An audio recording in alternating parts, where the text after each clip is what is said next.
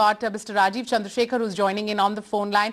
Mr. Chandrasekhar, good evening. I'll just walk you through what we know so far as the spectrum auctions are concerned. The government, we hear, has managed to, rake in a little over 66,000 crore rupees, which basically means roughly 32,000 crores as going to be coming in as upfront from these auctions. What we were discussing right now is the fact that there have been no takers for, the versatile 700 megahertz band. Mr. Chandrasekhar, if I could ask you, would you peg that to the high prices?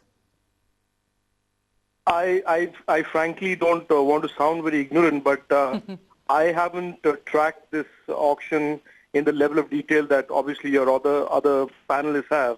I presume that if there hasn't been a response to a particular segment of the spectrum, it is either because the utility of that spectrum or the price utility ratio is not playing out, and somebody will need to relook at what has been put on the block and what price is being put on the block.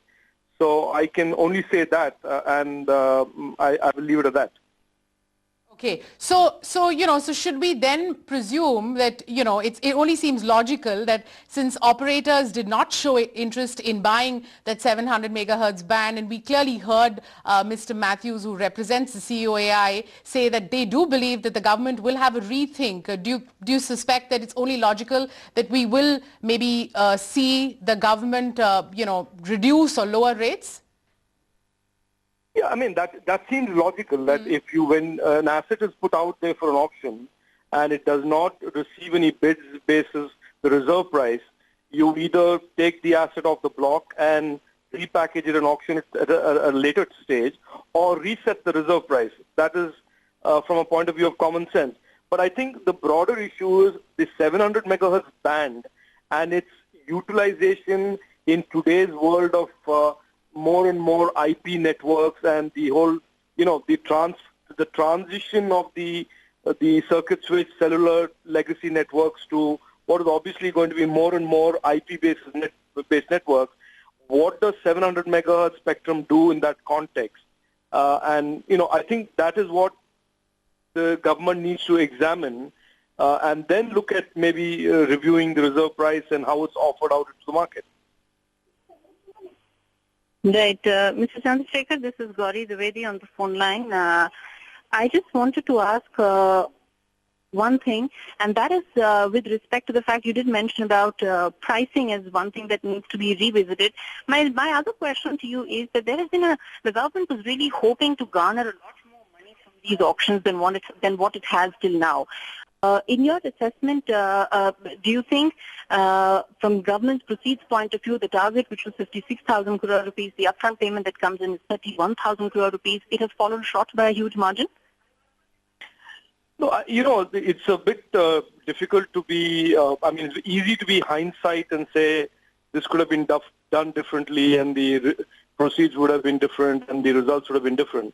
But to be fair to me and to be fair to some other people, leading up to this auction, we had flagged the government that the overall sentiment isn't necessarily the best to maximize the results of this auction. The ongoing Reliance Jio and the other operators and all of these disputes had made the atmosphere slightly murky. Instead of the regulator and the government laying out, in a sense, clarity about the rules and all of the other moving parts that dictate investor sentiment of the sector, there was still a lot of that outstanding moving into the auction. So I would have preferred having all of these issues, in a sense, resolved, and that way make the auction less vulnerable to investor uncertainty, banking uncertainty. Because at the end of the day, this is all getting financed by investors and banks who are, backstopping these operators who are investing in the spectrum. So I don't think the environment set was ideal for the auction, but at the same time, I don't know what the government's expectations and targets were, so I can't speak for whether they're disappointed or happy with the actual results. In fact, Pana, there is fresh information that is coming in. All this is, of course, source-based right now. that we are picking up from our sources, the information that is coming out is in terms of operator-wise outlay, and sources suggest that Vodafone may in fact be the one that has paid the maximum for spectrum in these auctions. And that, of course, is an extremely important bit of information that is coming in, though the exact numbers are still being tabulated by the DOT. Remember, it takes time. It's a long-drawn process. But the overall ground figures that we are getting from our sources is that for Vodafone, the total outlay may be upwards of 20,000 crore rupees, whereas for some of the other operators that we know, Airtel, it could be the range is about 15,000 crore rupees, followed by Idea Cellular at 12,000, Reliance Jio at 13,500, and Tata Tele-Services, for whom it was a do-or-die situation in the circle of Mumbai, it is 4,600 crore rupees. That's the information that we are getting in. Now, all these, of course, are approximate figures, since, as I mentioned, figures are still being tabulated by the DOT. But the big number really is that Vodafone may, in fact, be the one that has paid the maximum in these auctions, close to about 20,000 crore rupees. Put it in the perspective that the company recently raised $7 billion in equity for its India ops. And of course, that really gives it the leverage to also raise a lot of money as debt. And that is the aggression that we're beginning to see for its India market, with the company pumping in close to about 20,000 crore rupees in fresh spectrum acquisition in these spectrum auctions. Gauri, stay with us because I want to get a reaction in from Mr. Matthews. And Mr. Matthews, I think you'd agree with us when, we're right in saying that the bidding strategy in these telecom auctions is clearly showing that, each and every telecom firm worth its salt wants to build a massive capacity, a fallout of course, the RelJio launch, or the soon-to-be launched RelJio, isn't it? So I think very clearly the entry of Reliance Jio has shown that there is significant demand for data and that voice still continues to play an important part, but the future is clearly going to be in the data. And when you have this promo period of 3G, the demand that is being shown on the network clearly is an indicator to the existing incumbent operators that, listen, if you also better bulk up and get ready for this demand that is emerging for data services and is going to be the future. Also keep in mind that all of these are 20-year licenses. We're looking at issues like IoT, machine-to-machine, cloud computing, which are all future but promising to be connectivity in the billions. So you could have, as a result of these new technologies, a doubling of what we presently have in terms of a billion connection points. That could easily go to 3 and 4 billion connections if the IoT and the cloud computing sort of demand factors start kicking in the next 3 to 4 years. So clearly, all of that means that you better have the spectrum available to meet the capacity and the coverage requirements that are there in the future.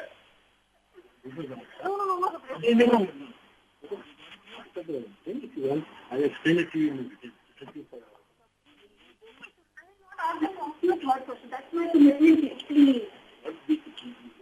Mr. Kapoor, the same question for you. Wouldn't you say that RelJio's launch somewhere also altering majorly the telecom landscape in the country, and that clearly was indicative in the way we've seen some of these players bid in these launches, in these spectrum auctions? Mr. Kapoor? Yes, I think we need to go back to the first auctions of 2.3 gigahertz. And I remember I was at the helm of affairs that time and probably rolled out the first 4G networks in this country. We were experimenting and watching a more nomadic strategy at that time. But I think Jio has absolutely pivoted the stance on 4G. And I think this is also fueled by what's happening in rest of the world. Gauri, today there are 14% 4G connections across the globe, which carry about 47% traffic on 4G in different parts of the world. On the contrary, 3G devices and 3G connections are about 34%, and I believe they carry about 43% traffic. So clearly what is happening in the rest of the world and the stance that Jio as a challenger has taken in the market, and then obviously Airtel had pan-India spectrum amassed as well, I think has clearly provided a direction for the nation to say it's time to move over to 4G. And therefore I think 3G is being given now a limited tenure, and I don't know how long will it survive, at least in the bigger cities. In smaller cities it still might continue.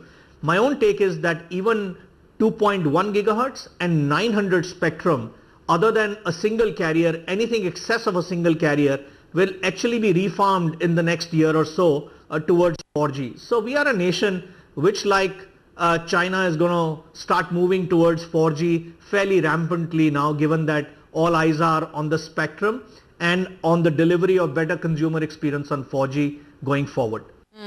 Mr. Kapoor, you know, Gauri was giving out some exclusive information, and this is with regards to which company and which firm would have bid for approximately how much. She says that Vodafone is likely the highest bidder in these spectrum auctions, and you know, it's very clear that we've seen not just from Vodafone but of course the rest of the players also a very aggressive pitch. But just let's talk a little bit more about you know, Vodafone's strategy in these auctions.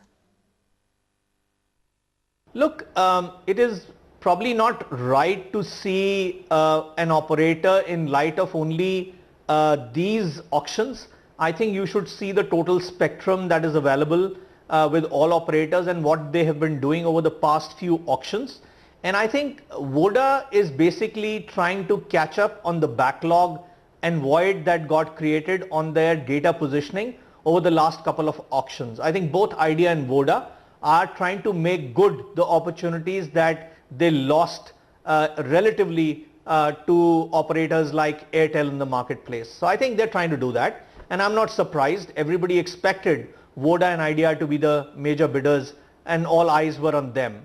But going forward, this amount of spectrum which sits on the table is not going to be enough. But let's not talk about that. I think we as consumers, and I as somebody who watches the industry closely, would expect that now all operators should invest money behind the spectrums that they have amassed already and in this auction to make the customer experience better and better going forward.